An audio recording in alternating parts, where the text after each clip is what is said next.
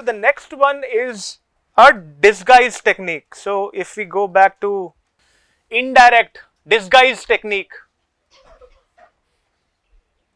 where the purpose is not revealed to the informant, respondent.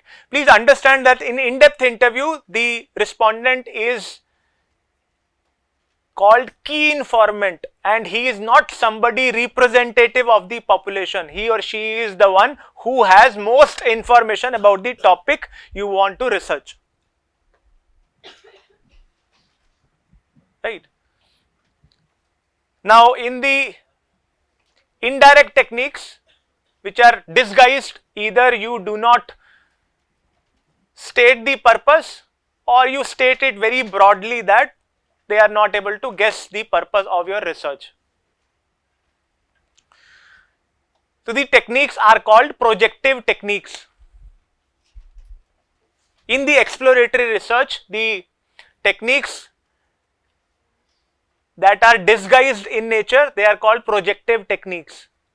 Now, as the name implies, the name itself implies projection. So, can you make sense of what it would be? Projective techniques through this cartoon. The child is actually feeling. Right. So, the respondent projects their feelings, emotions, motivations onto an object or onto somebody else. But say it is not me, but it is him or her. So, projective techniques, they are also one of the method to dive deep into hidden motivations, emotions, feelings about a particular topic, brand, and so on. The idea is that people speak truth when they are given a mask. That is the idea. That if you do not give them a mask, they might do a lot of accounting, mental accounting, which means they will discount some of their behaviors, their emotions, feelings, and they will not speak the truth. But when given a mask, they will speak the truth. Right? For example, if you want to get real answers to your questions, you might have to use projective techniques. Now, there are many sorts of projective techniques where you give the mask to the respondent in many different ways and tell them to answer for a particular situation, story, or something. One of the ways is third person technique. There are some that I am going to show you here, but there are some which are not part of this slide. One is called third person technique. In third person,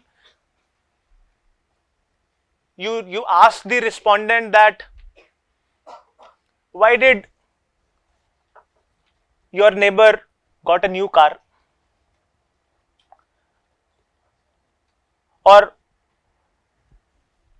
instead of asking him or her about their own individual behavior, you ask them about somebody they know or somebody else who would have done the similar sort of behavior, and then you ask them then why they think these people did that behavior. So for example, my child goes to a certain school.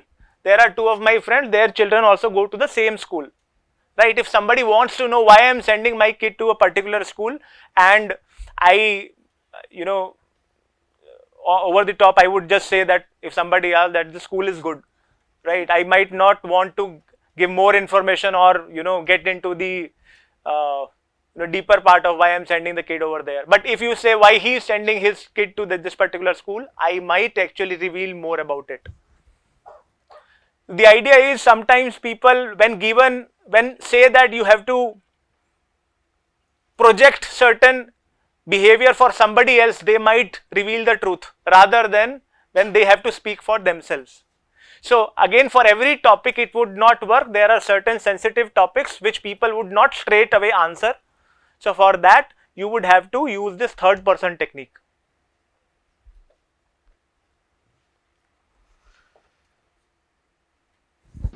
Third person technique is a variant of projective technique.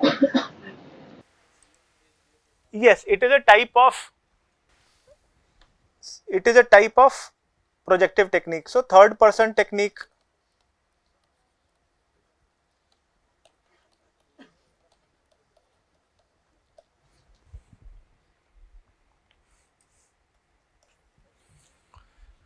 there is another technique called space or sci-fi or space travel technique. In that technique, there is certain objective for which these techniques are used. In that sci-fi or space travel technique, what we do is we tell the respondent to close, we take respondent to a comfortable relaxing atmosphere which is not very well lighted, and say that the respondent has to close the eyes and then say that imagine that you are going to a space flight to the planet Raymond, to the planet Raymond, or a product category, planet toothbrush, planet laptop. So you are packed up and your journey is going to start, and you are just going to reach that planet. Just keep closing your eyes. You are going to reach that planet, and you reach that planet. What do you see? Who is there? Let's say it is about the planet Raymond.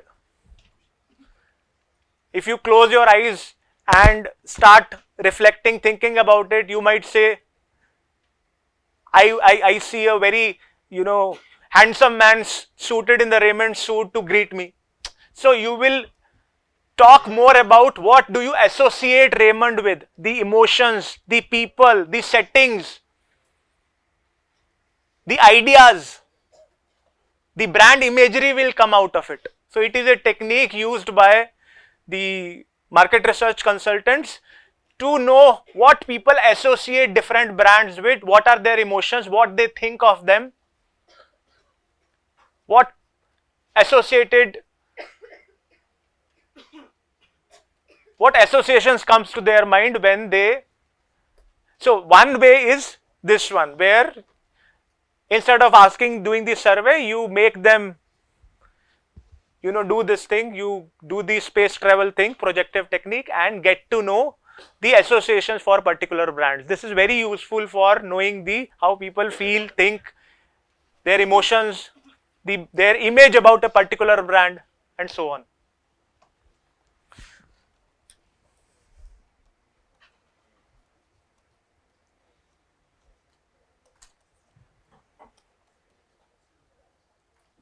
There is another technique called funeral technique,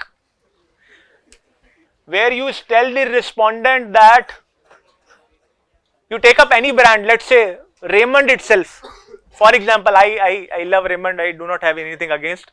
So let's say you tell the respondent that suppose to the target audience or whatever your audience is, Raymond brand dies and you have gone to the funeral. What do you see there? Which all other brands have come? What are they doing? Some are laughing, let's say. Some are somewhere behind, they are not so sad. So which means people think they are the competitors of Raymond. So if you want to know who are the competitors of Raymond, you would get to know the answer. Others who are crying, who are sad, which means they associate those brands, things closely with Raymond.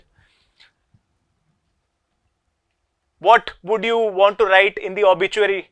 Let's say for what you think or for what you would want to remember Raymond about, for what thing you would want that you see that the Raymond will be remembered forever.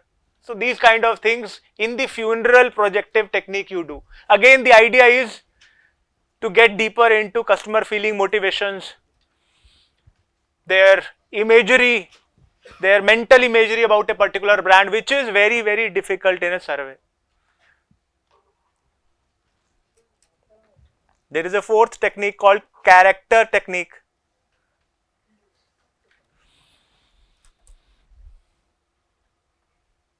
Now in the character technique, now what I would tell you is let's pick up a particular brand. Let's pick up, sorry, any brand that many of you see, not laptop, maybe some hedonic brand, more of emotional sort of brand. Let's say Apple, okay? Sorry?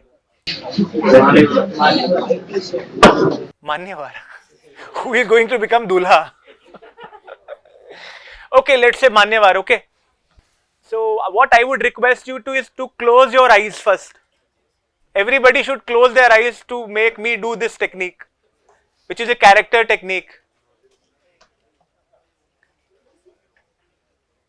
So all of you please close your eyes for this technique to go forward. So imagine Manyavar as a person. Close your eyes, just imagine Manyavar as a person. Think of whether that person is a male or a female. What is the gender? What is the age of that person that you see? What is the physical build of that person that you see? How does that person look?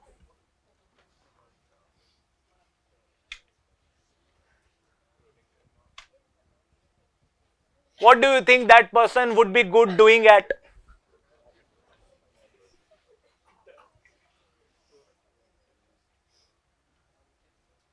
What kind of sports that person would play?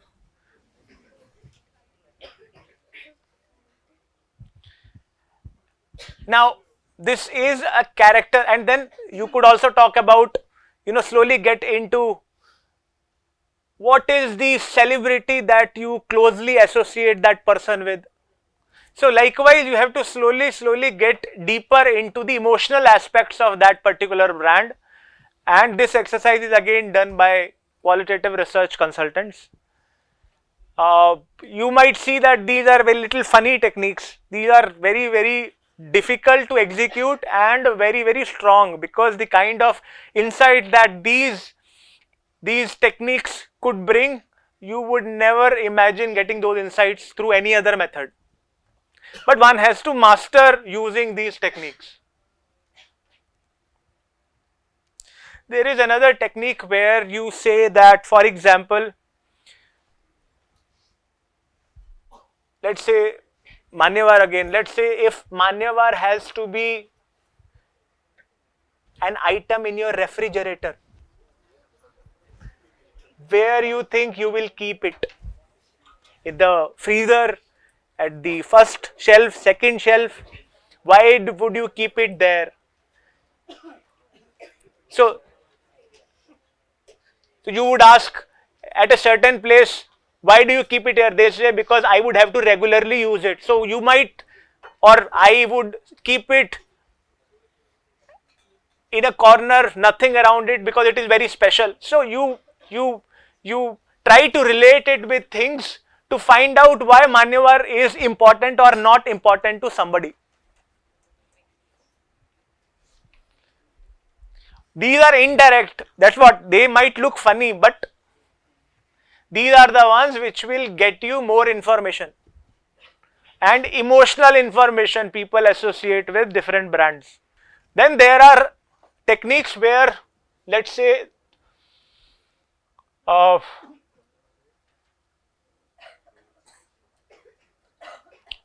there is a sensitive topic which people feel very difficult to talk about. What one could do is tell the respondent that when they come for the interview, bring with them a picture that describe their experience or feelings or thinking about a particular product category or a brand.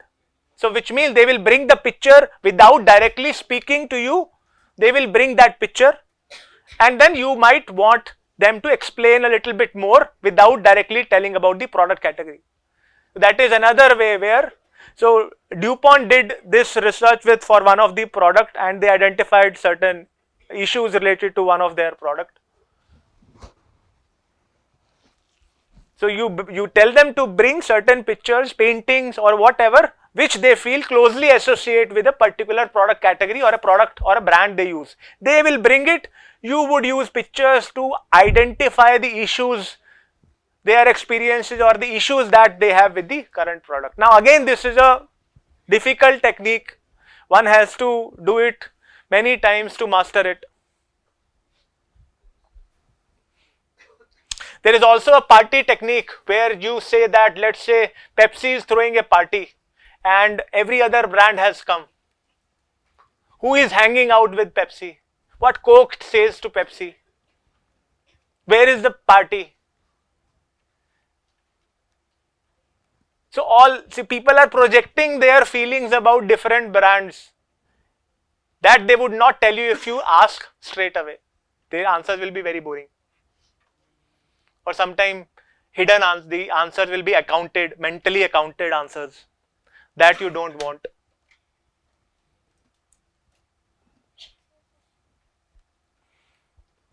So ultimately, we exploit our tendency for storytelling to extract the insights. No, the idea is you want to get to the root of or the cause of certain behavior, so that you know people buy your brand or what people think of your brand. Let's say if your brand is trying to give a image, particular image, but you see that people are thinking of your brand as something different, not what do you want to project. That is one of the reasons why sales are low. For some brands, image is very important. Let's say you are selling a product to youngsters, but the image of it is not young. That you found out through these techniques. It is very difficult to find out from other techniques, but these are very, very insightful. There is a word association technique as well. Word association is another projective technique where you say certain words about a particular product category. So let's say you want to find out the associations or the, let's say, what different people in your target market or in your population think about green tea. So you would not directly ask them, what do you think about green tea? What you would do is, you would give them different words. In word association, you will give them different words, not directly related. So there will be words that are fillers. Fillers means those are neutral words or will not related to the topic green tea. But there would be certain words that would be related to green tea as a product category. So you will tell them that let's play a game. If I say a word, within 3 seconds you have to tell another word that comes to your mind. So likewise, you play a game with different people in the population, you will get to know whether there are different kind of people who associate differently with your product category. You might find some who would say green tea as bitter, we don't want to consume anything like green tea. You might get another set of people who would say it is very healthy. You would find out the third category who know it is bitter, but they are more, they say you have to give up something to get something. So we are ready, we drink, but we don't like it. So you see there is an issue. There is a target market that does not want to consume green tea because of bitterness. So can you, new product development, can you improve that bitterness? Can you bring in something which is healthy and could still improve the taste so that this target market buys or uses it more frequently? So you could actually use it for many different purposes. So this is one of the example which is given for a detergent brand, for a detergent company. So the stimulus words are given. Wash day, when it was asked to Mrs. M and Mrs. C, they had to tell something within 3 seconds, and these are the words that Mrs. M said to the stimulus and Mrs. C. And if you see, both have different attitude when it comes to cleaning. Mrs. M, she says, wash day, every day, fresh and sweet, pure air, scrub, don't, husband does. Filth, this neighborhood, bubbles, bath, family squabbles, towels dirty. So her attitude towards cleaning is not very positive. It is, she has given up. She, and the, if we look at Mrs. C, she is wash day ironing, fresh clean, pure soiled, scrub clean, filth dirt. She is ready to fight the dirt with soap, detergents and so on. So you know, there are, in your target market, there are people who have different attitude towards washing. It might be useful to your product category. So likewise, this is one of the method. This is sentence completion. You give an incomplete sentence about a product category and tell the respondent to complete it. So this is about ATM machine. What I like about ATM is you give it to the respondents to fill it up and they will fill it. This is story completion. After sentence, you can give a story and let them build you give a starter, you initiate the story and tell them to complete the story. They will do it based upon what they think, they feel about ATM machines. For example, this is another cartoon test where you give the respondent this cartoon and tell them to fill in that bubble what this girl would be thinking. Let's say it is about, she is looking at her Facebook account and she is thinking something. Now, when you project your thoughts or ideas, you would fill up that bubble. It is your ideas, not hers, but it will be asked as what she is thinking. So likewise, you could do it with other product categories as well. Let's say it's a carbonated drinks, somebody is standing and you say what she is going to do next. She has, put her hand, which brand she is going to take and why. So give a bubble and they will fill it up instead of directly asking.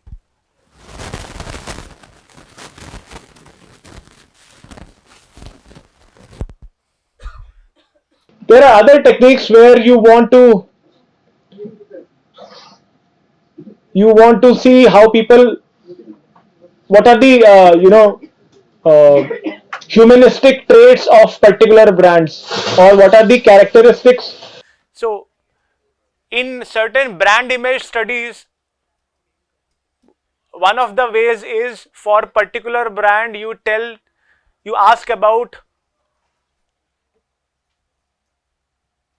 let's say in this case Coca-Cola, if Coca-Cola was an animal, instead of that, if you ask if Coca-Cola was a celebrity, which celebrity it would be and why. So you would be able to identify the characteristic that people associate with a particular brand. So that is another way of identifying the characteristic people associate with certain brands, their image, brand image.